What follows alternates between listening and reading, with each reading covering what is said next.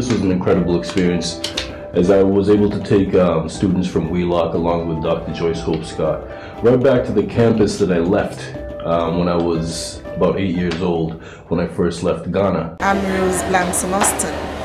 I'm a teacher of English, literature and language. I received a letter that a program of such was coming. The Digi storytelling was coming up in my school. And we prepared for the visit. And lo and behold, a student from Boston came in.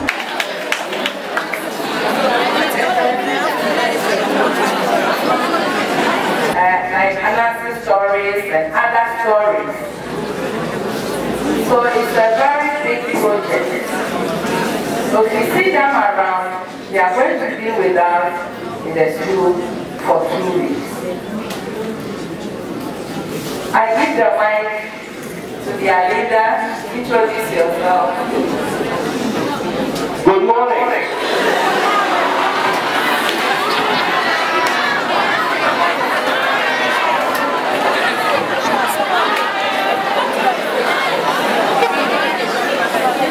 I want to say,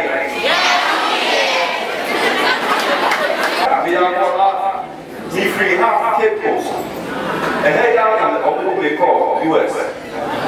To see our African world, because I am you are me. I just want to say it's very nice to be here, and my colleague Dan said, I'm Professor Joyce Hope Scott, Wheelock College in Boston, Massachusetts, and I'm going to have all the students introduce themselves.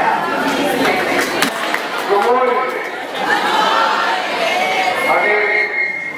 My name is Ivan Jackson. Good morning. My name is Mr. Cease.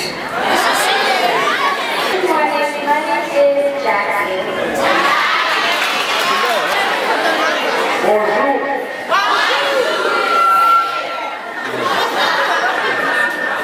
My name is Sandel Onomi. This trip in late May that we took was really an internship project called Digi Storytelling, where we had students going to Ghana to actually do some training of young people in how to digitize their own traditions, particularly the storytelling tradition. I'm Mr. Daniel Ochiri Owusu. You guys remember? Daniel Ochiri Owusu.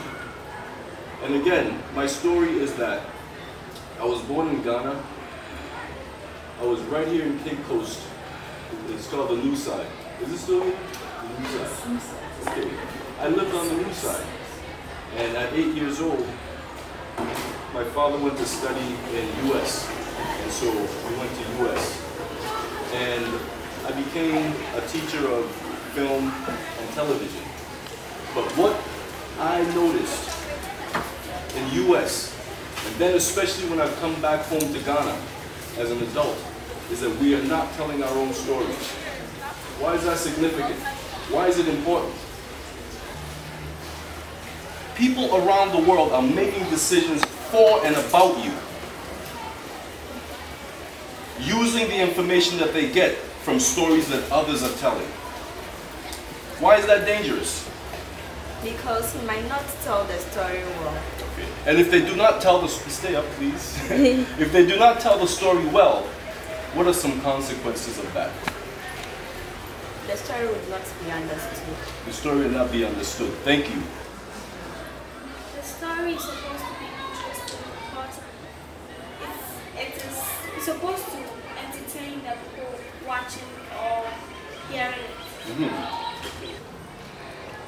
If I want to send somebody a toy, if I want to send somebody a present, a gift, I will put that gift into a box. Then I will send it. When the person receives it, they will open the box and take the message out. The students were going over to actually help build capacity in a way that, let's say, students weren't necessarily doing before going to teach, of course, they were helping and they were enlightening the students in English and so on, in literacy, etc. This time the difference I felt was clearly that they were building capacity by importing and developing a specific skill area for the students in Ghana. It's been an eventful program. This whole week, with the weekends and all that, it's been full of activities, it's been packed. And after the sessions, when I talk to the children, really, they are learning so much. They are surprised as to the things that they can do with their hands, things they can do with the cameras, and the stuff they can do with the computer. And then when the boys come on Tuesday, you tell them that they have no part except for the friends.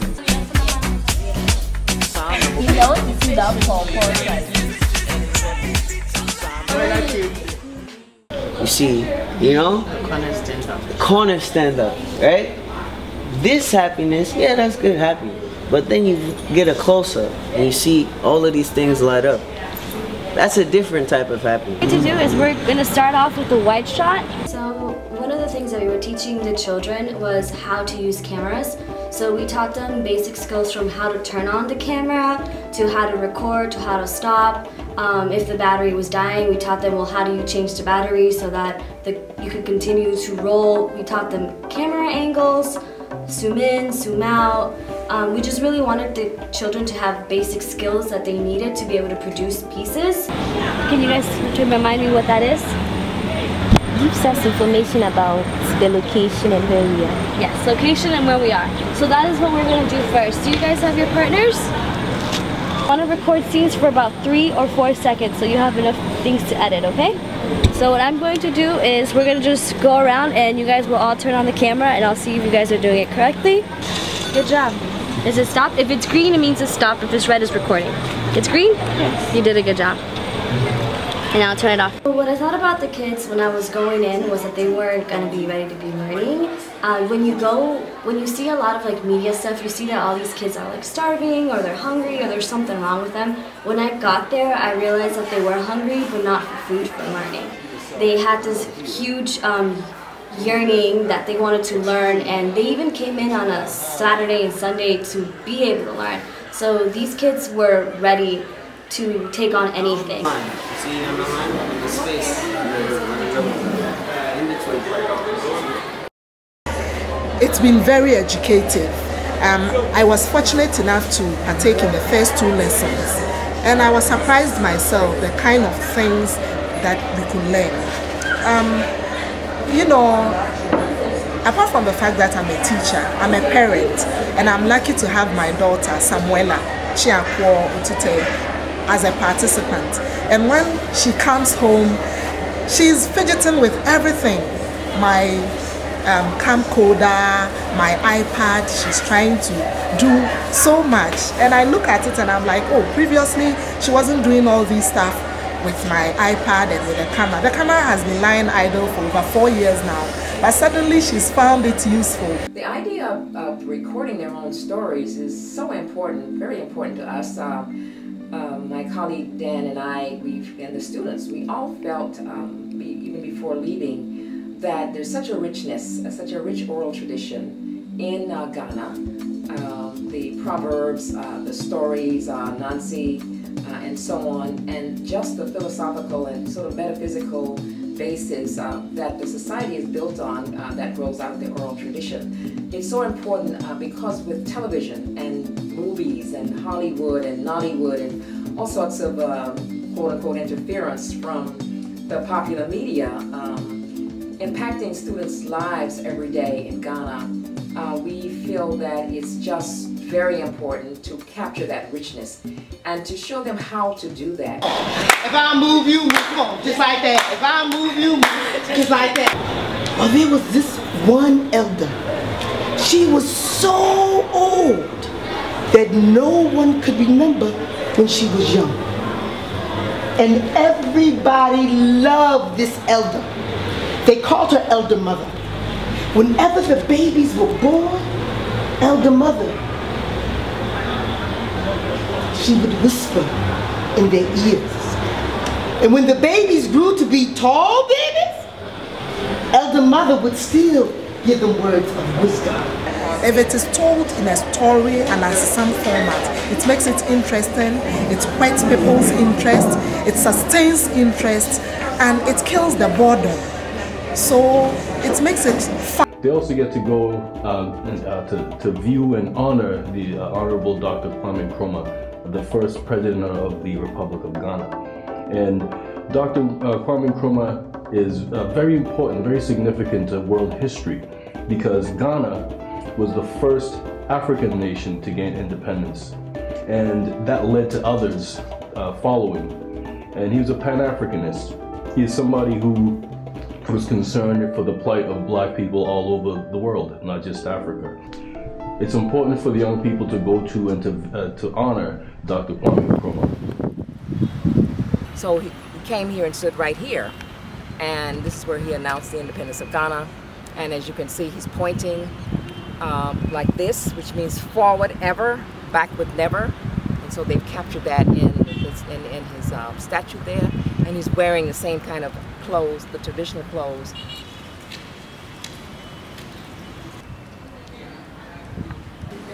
If you are out and you are looking at this mausoleum, it looks like a trunk of a tree. You know, we have the trunk. It means that the man, he started something, but he couldn't complete. He wanted the political unification of Africa, the United States of Africa. But we are not united, but we have the EU, the African Union. It was an idea brought by Nkrumah. Designed by a Ghanaian architect and so on. So you see that to the international corporation putting this together. Because he was a great favorite with everybody in the world. And over there is his wife, who was an Egyptian woman. And Abdul Nasser was the president. He and Kwame Nkrumah were together in terms of uniting Africa. He had this idea. And so the marriage was an arranged marriage. So when the coup happened, that statue, the soldiers went there and then they destroyed it. Someone just brought it the head.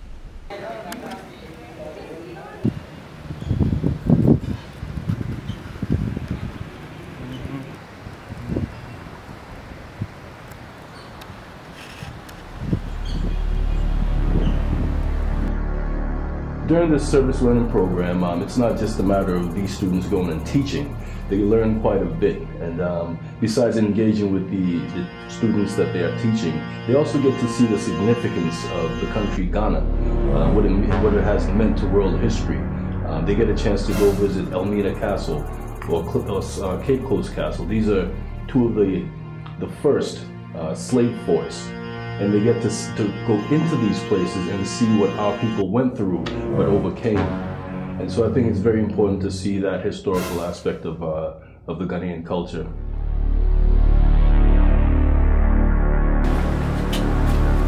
This is another interesting room. And this room is called the condemned cell.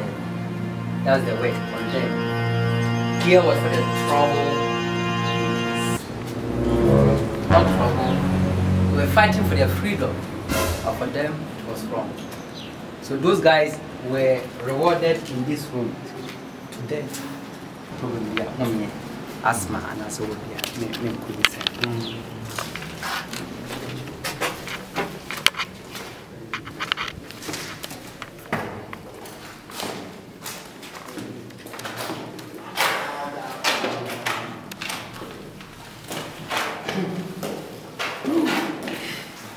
Total darkness.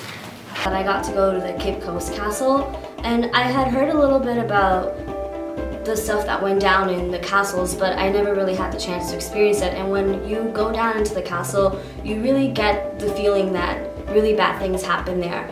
And for me, it was a different experience because I don't consider myself African, I consider myself Latina. But when I went down there, I realized that I also have African roots and that my people were also African, so I felt really connected to the things that happened there. And I came out of Cape Coast Castle at first feeling very sad for what had happened, but I also saw the resiliency that the African people had, and that was something that motivated me to continue going and to continue to teach the children in Africa to tell their story. Yeah, this is the infamous door of no return. And it's written up. So the men came out of this arch. This side is blocked off and then walked straight ahead.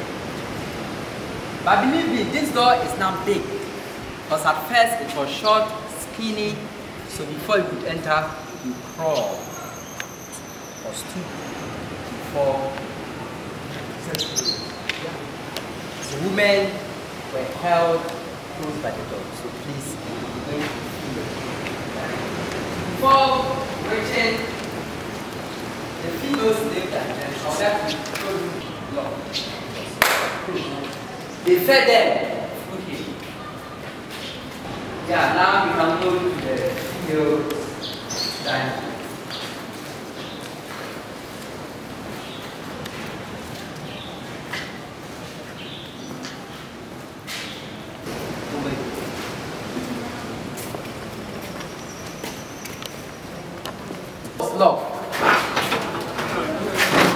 Yeah, they use canoes always to the bed shapes, the shapes away.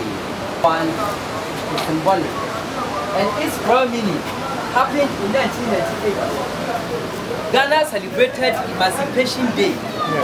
And then the remains of two slaves, Samuel Carson from New York and Madame Krista from Jamaica. Their family members brought them to this country, passed them through the door of no return here after which they go to. So this means that we are now free, and for that matter, you welcome the spirit of the ancestors from the diaspora, the descendants, back to your people.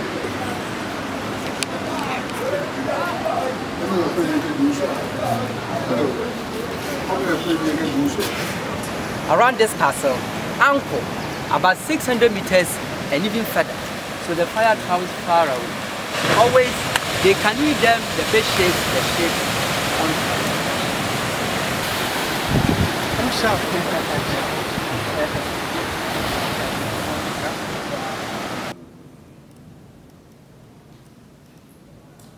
Oh, not all.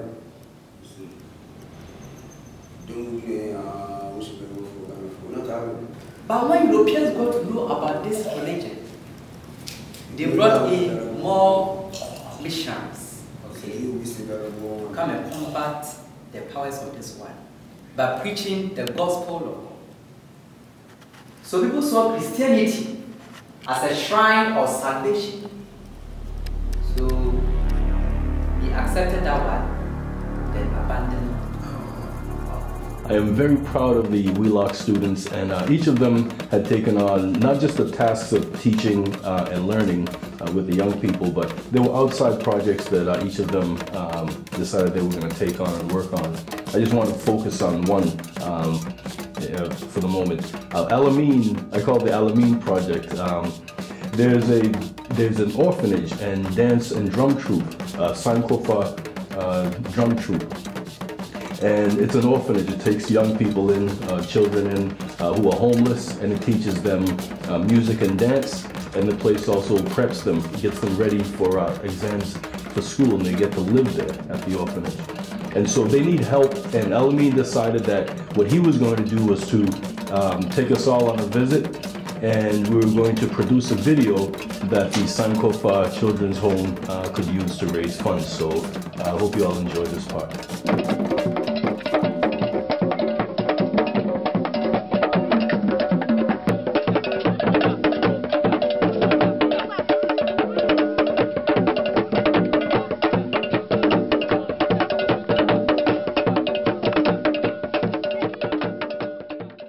I'm Edwin. I'm 17 years old. I want to be a teacher for drumming and dancing in future. And I'm the master drummer in my group. My name is Abigail. I am 15 years old. I want to be police in future. I'm the master dancer. Master drummer. I mean, order me take in charge. Oh, I'm from an order. getting I know we see no better one by I'm in a much one was also some new one or 2 ways match also up here. And I feel so I'm as soon as a pain no new business. I know I saw I will I'm in a business. I'm as a Bibia or Cody saw by two. I catch it. I'm so I could. I'm in a mature one of us so nice. Say, if you try and I saw need being the man, I'm in a mature. More formal of food. I'm in a mature. No, may you be says, matches a minua, utum, or chat, and car function.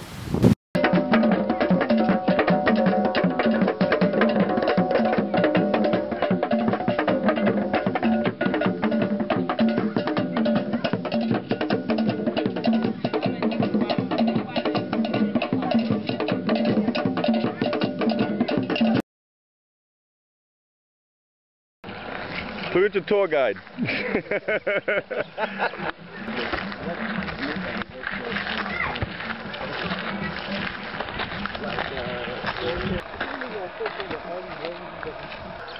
Each classroom is too small for. In a class in Ghana here, a class should contain 45 people, but because of the small size of the classrooms, we should reduce it. So looking around, we should have A and B. So we have to divide the class into 2 so that we will be having A and B class. But because of the number of the classes which is available, we have to combine 2 classes at times. How many teachers are there for this specific 6 to 9? Yeah, 6 to 9. And how many teachers? 8 teachers? 8, yeah. And each level has separate classes? Yeah. Each desk is supposed to contain the maximum of 2 students. But because there is not enough desks, 4 people sit at a time on a desk. So if you are a teacher, for a period is 45 minutes. So every teacher is supposed to do 2 periods before the next teacher comes, which is 90 minutes. So when you come, you stand throughout this 90 minutes. If you are marking, you have to put the book in front of the children. You put the book on the children's desk, you stand and mark. What? Sitting. And this is like on a consistent, this is every day. Yeah.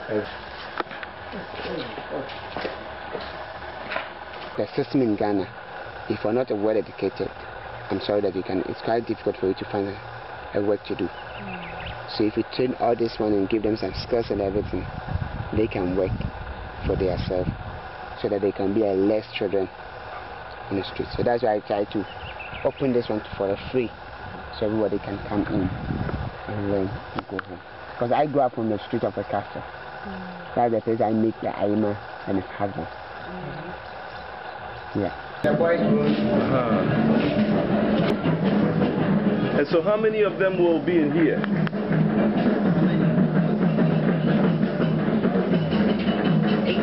18. And the girls is here. So I want to know, what can people do right now? Okay, right now, what people can be able to do for us is some of the financial programs to pay for the teacher's salary and buy food for the orphanage, and also contribute to pay the school burden. That's the most of the thing that people need. We want the people to contribute about it. And what is the telephone number? 00223324317981. And is there a website? Yeah, www.sankopachildren'shome.org. And then, if people address, is there an address? Yeah, P.O. Box, Sankopa Mafrafi, P.O. Box 80678, Cape Coast, Ghana, West Africa.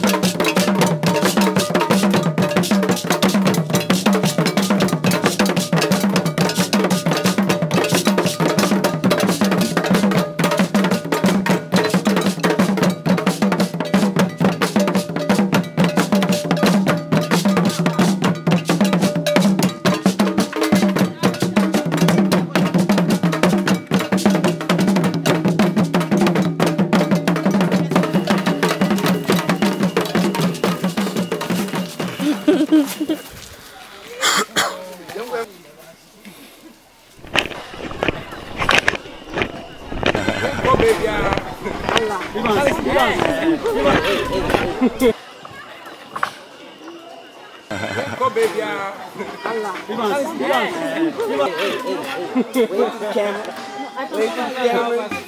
Nice work, yo. You made it.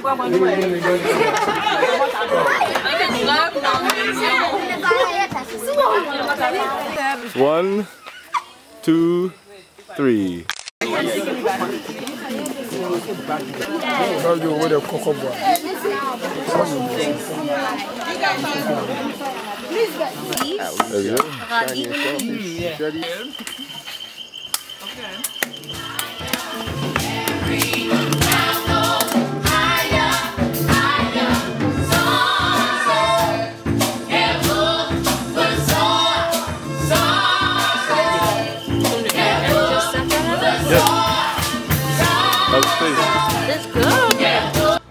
The family.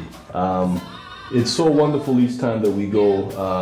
We have friends there who are musicians, African Americans who have moved home to Ghana, and these are wonderful people that always invite Dr. Joyce and myself to bring the students. We go with Madam Imicus from One Africa, and it's always a great time.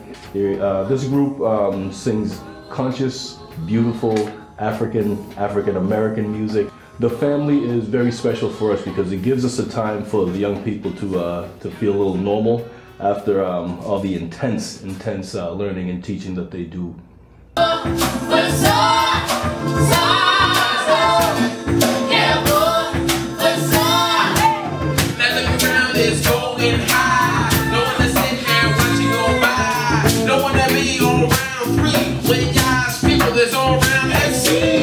So you know, when Dr. Joyce, I said, you know, why don't we go visit the family? She's like, oh yeah, girl, of course. You know, we gotta go up there. Okay. We don't do nothing else. We ain't going to bed yet. We're going to visit the family.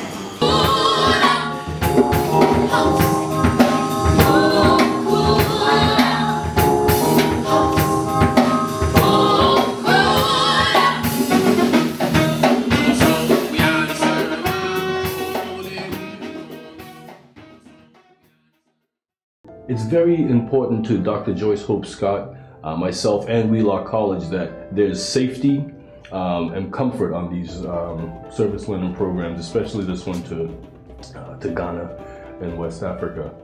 But we always make sure that we have somebody who's taking us and introducing us to new places and properly taking the youth through Ghana, not as tourists, not as visiting students, but as Ghanaians. And they get to see certain neighborhoods, they get to eat certain foods, they get to do certain things and get to know the culture in a way that most tourists will never get to see. So we really appreciate our guide, driver, caretaker, this time Abraham. And he's a wonderful person that we most definitely will engage with again next time we go back. Oh, you're from Abraham. Abraham. Yeah. You do the car in the height. Yeah, in the rent. The office in the wall. There has been a beach resort. So tourists, no more Baha. There are no more restaurants, no more tourist attractions. What do you call chop bar? Not local food. If you're Asian, what do you call it? I don't know, yes, sir. Okay. Most of the time, I have a brain so. Yes, sir, yes, sir. Maybe I'm going to say, no, most of the time, we taste. Yes, you look at food. To our restaurant, there are times so we are expensive. Yeah, expensive. No, you look at food in the Coban or any other restaurant. Say, no, but I'm tasting local food. No, fufu like this, it's not easy to get it at the restaurant. If you want nice food, unless you Coban before you can get it. No, Coban so. Quality. Maybe a quality. Oh, you don't buy. Yeah, and say we. Yes. Before then, you should put your say, but try local food. So I go most of the time. the money on whole class in the restaurant. It is part of the job.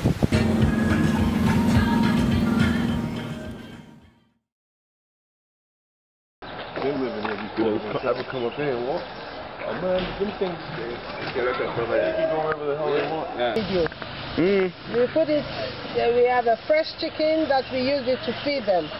So we put it on the stick, then we raise it up, then the crocodile is coming out from the water. You see? This one. Go down, go down, go down, go down. Exactly. Then I'm going to see this one. Take it, come out, come out, come out, come out. Don't do it, chicken. Come out again. Come out again.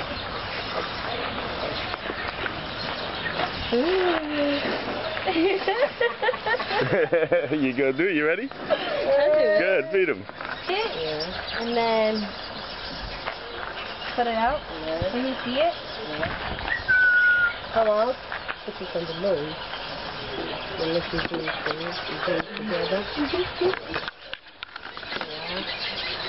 Yeah, come out. Hold it. Yeah. And then hold it. Put it on the nose. And raise it a little bit.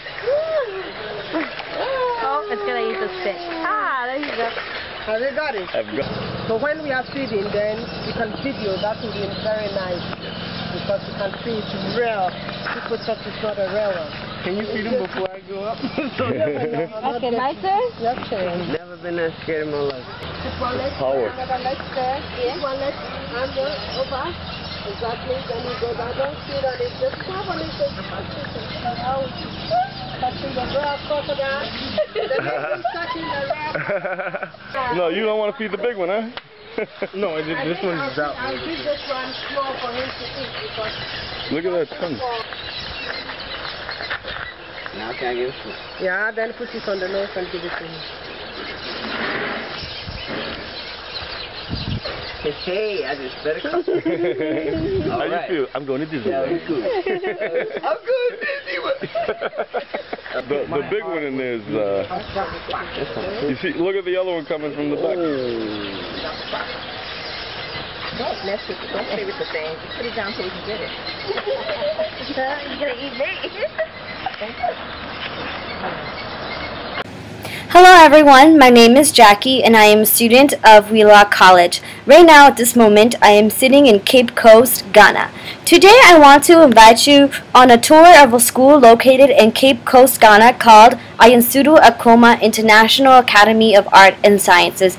I invite you to come along on my journey to find out why the school is so important to students and to find out what we can do to help. Thank you. Okay, I am Chikesha Adu, the owner of Akoma International Academy of Arts and Sciences. And you are? I am Joyce Thompson, the headmistress of Ayansuru Akoma International Academy of Arts and Sciences. And you are? I'm Kirsten Jingo Kofu Ababu. I'm the Vice President of the Board of Directors for Akoma Academy. My question is, when was the school established and who does the school serve? The school was established in 2004 and it serves the children of the community of Ayansuru and surrounding villages. They are rural villages and their parents are basically farmers. Could you tell me how many students are in the school? We have about 250 students in the school. And what ages and what groups? From age 6 months to 12 years. So my question is, what is your mission, your philosophy? And anybody can answer it. Okay. Would you like to go? Okay. All right.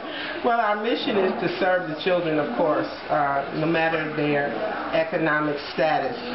So we have students here that come free of charge. We also have sponsorships for some children, and some parents do try to pay, even though they may not pay all. So we don't turn anyone away.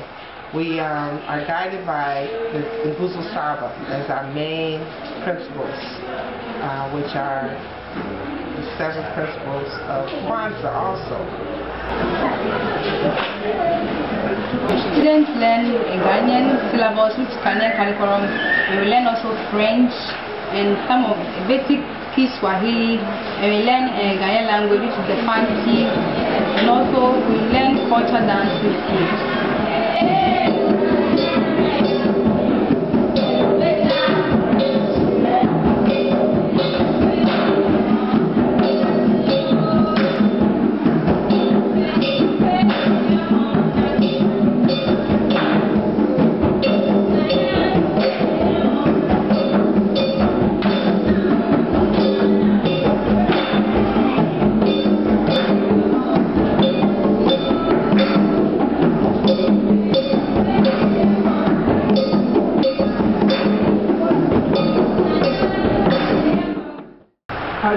As we said, the purpose of the school was to provide educational opportunities to rural farmers' children. Children that are living in faraway places. Consequently, we need to have a bus. Though we have 150 students in the school, a day like today, it's raining, most of our children can't get here. One, it's too far to walk, and two, because we don't have transportation, we're unable to get them. The wonderful thing about this school is that we have, the school has incorporated the history of Africans living in the diaspora and other parts of the Americas and brought them together to form a family-type relationship. As you look around the school concentrates on the history of Africa. We have black dolls, we have other material that speaks to Africa primarily. And it's a really great school. It's a great school. The founder of the school, who we affectionately call Big Mama, she was Imalkia Brantuo, an elder from Detroit who had a vision, and that vision has been manifested. And so fortunate for us that her daughter, Shakesha, has stepped in and taken that mission on. So we hope that someone will hear our plea, provide us with our much-needed bus so that we can continue to provide the quality education that is provided here at Acoma Academy. So we invite you to get involved, to come and love us as much as we love you, and help a child, help children to be able to grow and be all that it is possible for them to be. Also, we can serve more children. And we can serve more children. If we had a bus. If we had a bus, yes, we could bring a lot. There are plenty of children in this area that do not go to school at all. So we can capture those children. Yes, we would just love to say thank you for all of your support and help. We know that you love us as much as we love our children. So, asante sana. And I'd also like to say thank you, thank you, thank you, thank you. And I'll just stick to English right now. Or as we say in Fanti, Nadasi Papa. Which means thank you. I say.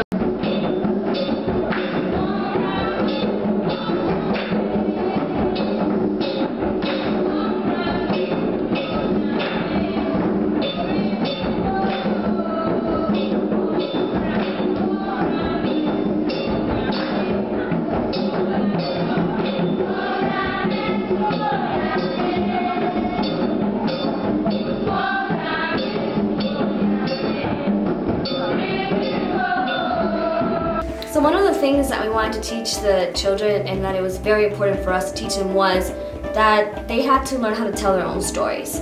And we wanted them to do that so that they can create a change. So for example, the kids were telling stories about what they needed or what they were trying to get from the school. So it was things that was going to help them create a change and inspire a world of good. When people come to a community and tell the story of that community, it must include the perspective and the voice of the people who are the subject. You too. stand in the position of the filming. Thank you, Michael. Thank you, Olivia. You're both equals. You're both young Ghanaian boys, is that right?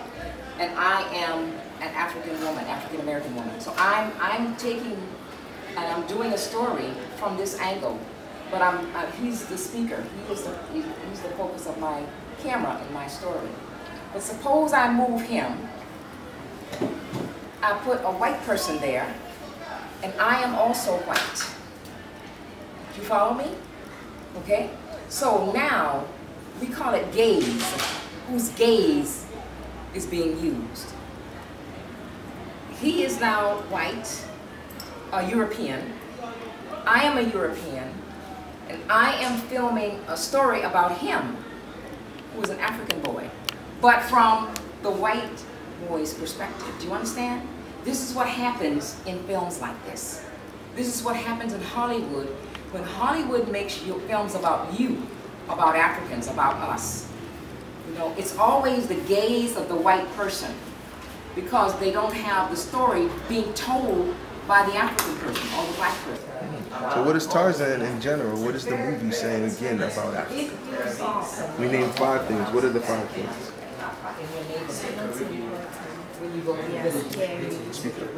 We are not important. We are scared. We are uncivilized. The young boy that just wore his little cloth over his waist and Tarzan, well, the young boy was more tan, right? And he needed to be saved by who?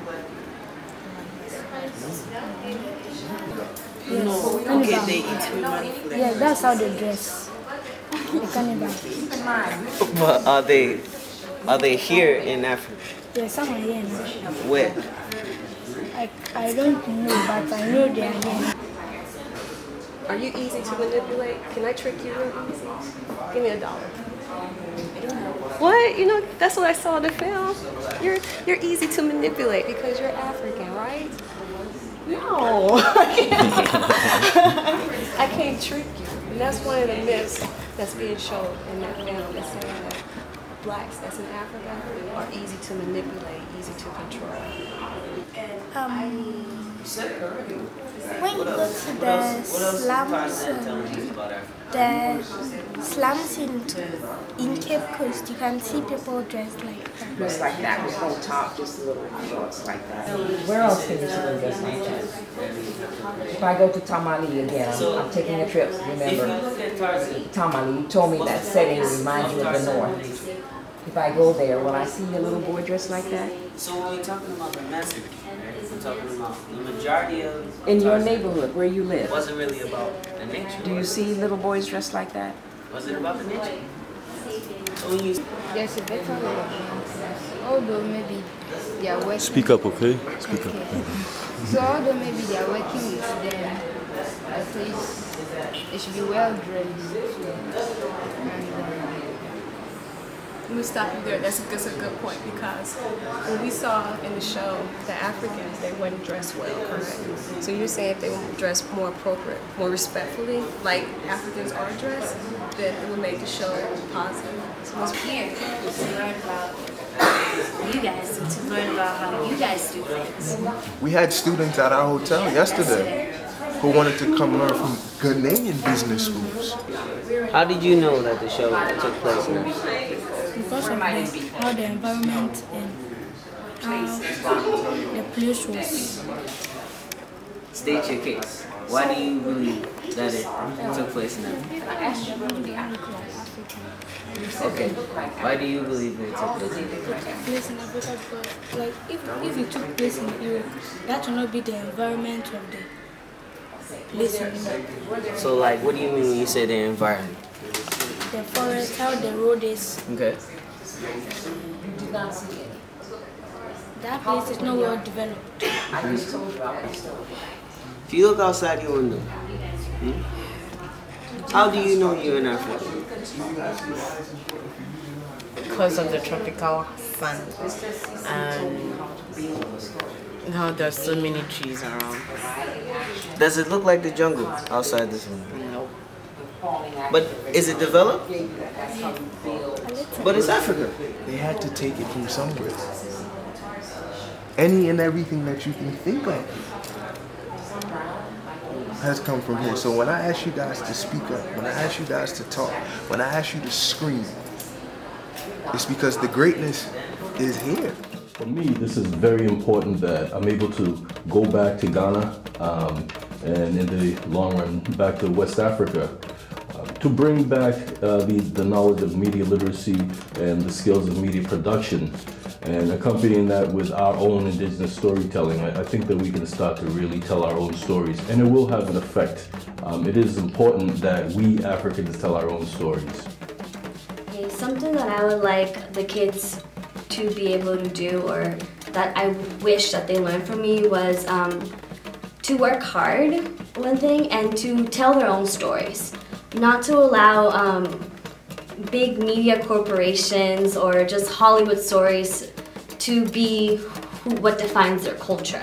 I want them to make a change in their community. If they want to talk about we don't have clean water, I want them to be able to use their production skills to do something about it. I think we gave them the skills necessary to be able to produce change, and I would love to be able to go back down there and for them to say, because of what I learned from these students, I was able to make a change in my community, because I think that that's something very important.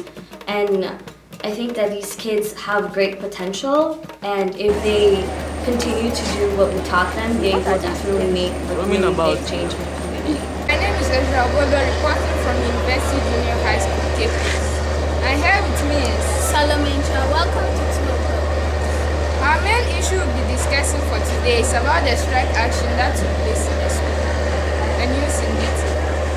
On Thursday, 22nd May 2014, our teachers embarked on a strike action that took place for just a day, but there have been subsequent strike actions that lasted longer. Our teachers are part of a body known as FUSA. The previous day, we heard that the teachers would go on strike the following day, and this was because their salaries hadn't been paid for the past month. Also, there was disorder in the school. Students were roaming about as if there was no law. Only a few people were in the classroom, and even with this, majority of them were disturbed. Only few serious ones were focusing on this. It affected our education adversely. Though it was just a day, we wasted a lot of time which we could have used to learn. We think the government can help solve the problem of striking the school if it pays teachers' salary sometime. This is what we have for you today. Keep watching news at 2 o'clock, same time next week. Thank you. Good day, everyone. This is Kat. The news. Good day, ladies and gentlemen. This is the UJ News Channel. I am Inez, also a Crunchy, and I am Mamie Kwautina. Today we are going to focus on the situation at our school's canteen. We are going over to our canteen correspondent, Daniel Prince. And I'm reporting for University Junior High School News Channel. Today, the program which we're going to look at is on the canteen. We're going to follow. See, the canteen is right over there. This is like where University Junior High School students go and eat and have their break. They are going to follow a certain girl who is going to buy food from the canteen.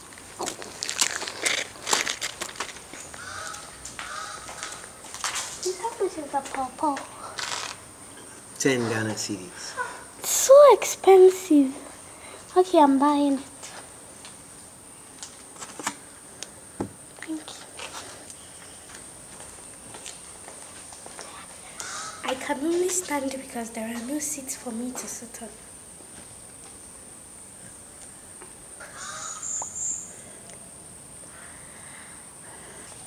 There are no dustbins. I can only throw this bulb on the floor.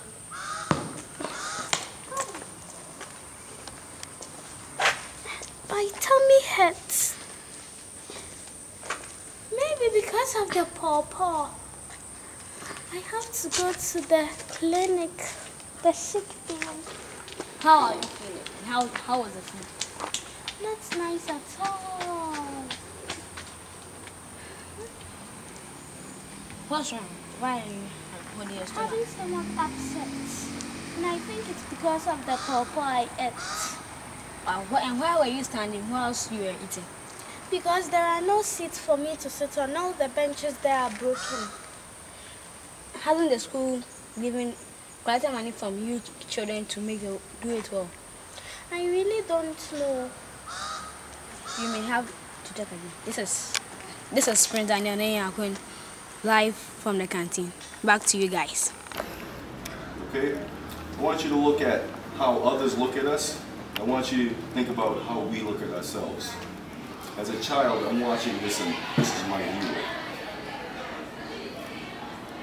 What decisions am I going to be making about myself?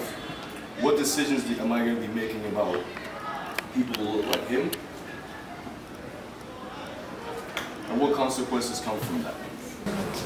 Before they leave us, they have a little presentation that they want to do. Percy is here, Joyce is here, Ivan is here, Cece is here, Sandel, Jackie. Ago! Amen. Ago! Amen. Good morning.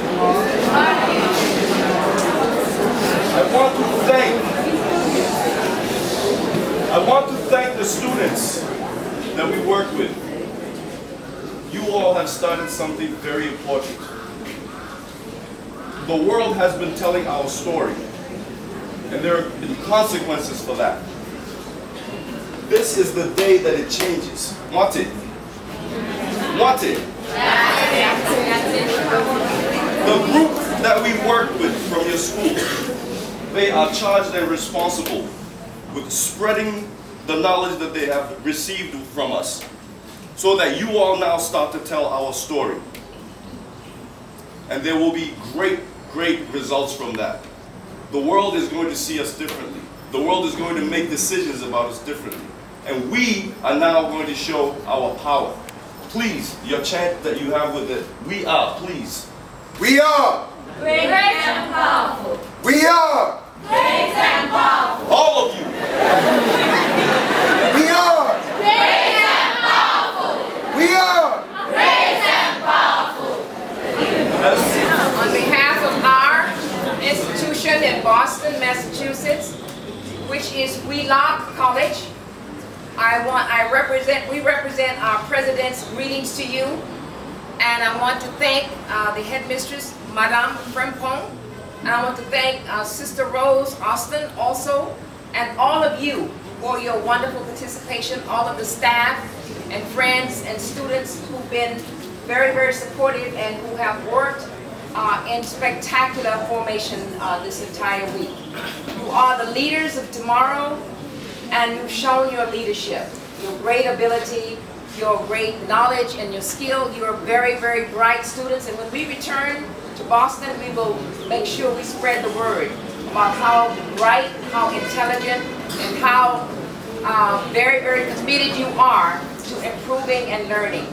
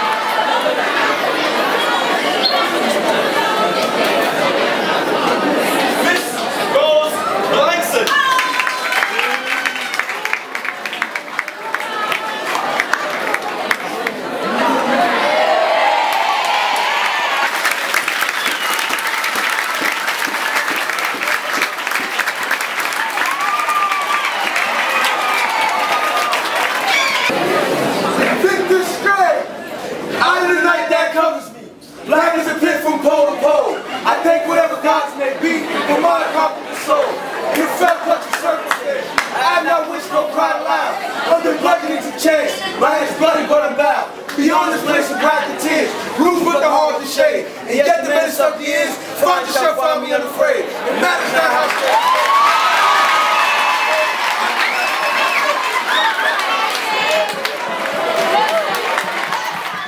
Next year you come back, you should have something good to show you know, because the children, believe you me, are so excited about this whole project. I was wearing traditional clothing down there. I wasn't wearing like my American clothing, so I thought that was something that showed Diggany people that I was trying to immerse in their culture. And then another thing that I really liked was when we went down to the chop bar. We had a chop bar that we were going to that we knew was safe to eat at, that our professors had made sure that we can eat at, and we actually adopted this lady and we called her our auntie.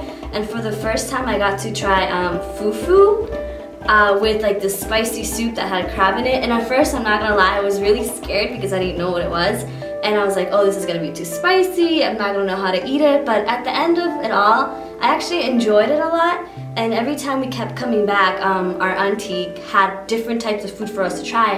And all this food was delicious. And I think we all just had a great time, and we became a small little family, and Africa became, I said, my second home, and I didn't want to leave.